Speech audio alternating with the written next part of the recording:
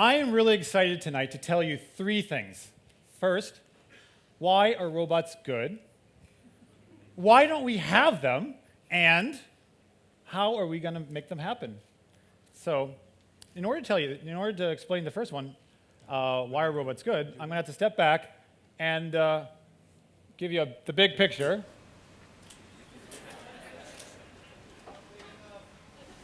It's not big enough. It could be a little bigger. So, we all live on this nice little planet, and we're very productive here. Our estimated world GWP, gross world product, is roughly $61 trillion. That's a lot of cash.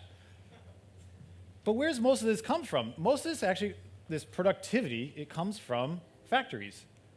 And so, and we have a huge increase in from, those are old slides. So we've had a huge increase in productivity. And so where's all this productivity come from? It's come from factories. And in factories, well, let me tell you a little story about factories. A few years ago, it was more like 10 years ago, I'm getting a little old, and there I went with a group of friends who, most of them are here tonight, and we visited all the wonderful temples and big cities, and even the hot springs. Oh, there I am right there. And which the hot springs, definitely I recommend visiting. But the most amazing thing we saw there was a Toyota car manufacturing plant. Well, at least I thought so. And there, I was really amazed. I saw all these workers doing stuff and all these robots doing stuff, and I was like, wow, this is really cool. And I asked the tour guide, and I was like, oh, wow, how many people work here? And he said, about 400 people. And I was like, wow. And how many cars do you make? And he said 500 cars in a shift. I was like, wow. I thought it was absolutely impressive that 400 people can make that many cars in one day. If I thought to myself, if I had all the tools and all the stuff, it'd probably take me years to make that happen, to actually do it myself. And so I asked myself, well, how are they so productive? Are they stronger than me? Or are they faster or something like that? But actually, it turns out they're just like you and I. So if that's true, then there must be something more special. And it turns out they work in a factory where it's all optimized to make whatever device they have. And it actually uses people and mechanisms and assembly lines. But most importantly, they use automation and robotics to create this productivity. And so then, following my logical argument, that what if you're able to take that automation out of the factory and into our everyday lives? Wouldn't that be cool? Because I look at my automation in my everyday life, and I look at my washer and my dryer, and I'm like, the washer can't even put the clothes in the dryer by itself. And in the factories, they're like doing windshields and doing all these crazy things. And what if we were able to do that? What if we were able to give that type of productivity from the factory into our normal everyday lives? I believe that would increase our economy by orders of magnitude.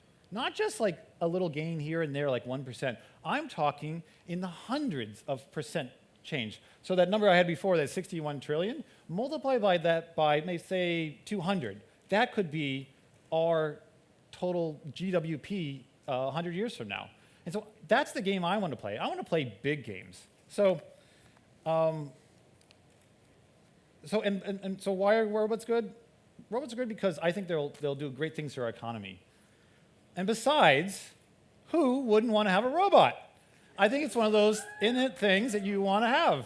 And in January, I asked my mom. Well, my dad was like saying, well, "Why are you building robots? Robots are how are you going to sell them to and stuff like that?" And I was like, I don't know. I'm still working on it. And I asked my mom, "Hey, Mom, do you want to buy a robot?" And she said, "Yes, I want to buy a robot."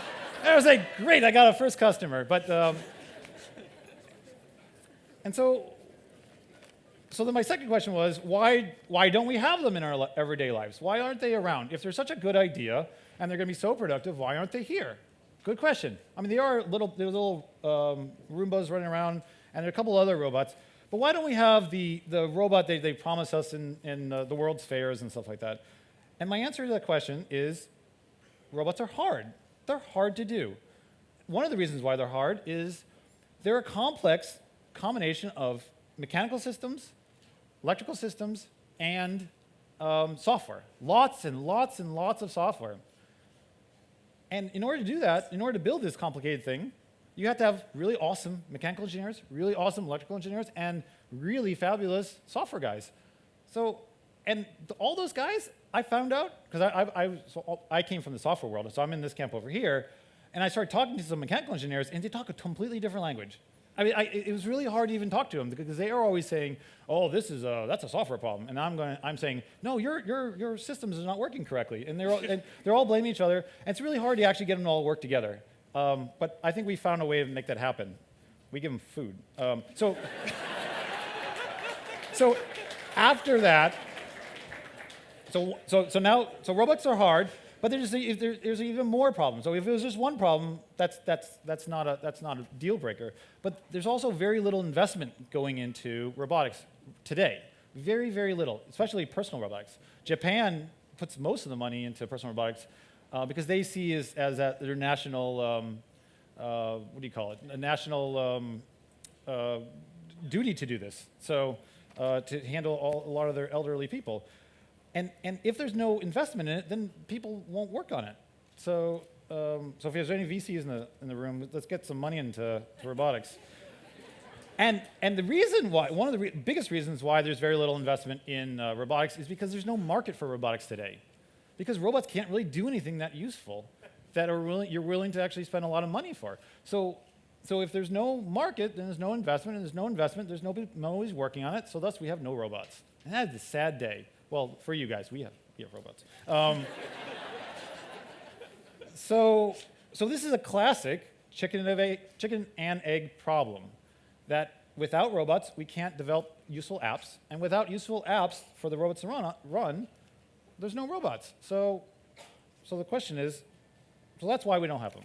And so my last thing is, how are we going to make this happen? How are we going to make this happen?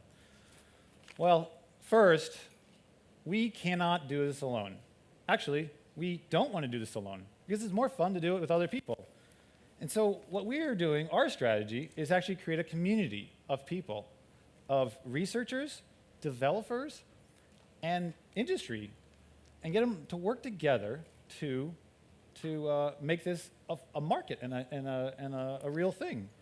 And what we're bringing to the table is that we're bringing a platform, a sturdy, robust platform for these guys to stand upon and to build upon. And so that software guys can work on the software things, the hardware guys can work on the little hardware things, and the researchers can stand up really high and do all the really hard stuff. And this is our strategy, is to build this platform, and then you're going to see it in a little bit. It includes a bunch of things. And the most important thing I want to say is that we, as Willow Garage, we don't intend to own this. We don't intend to control it, and we don't intend to be the gatekeepers or the app approvers of this system.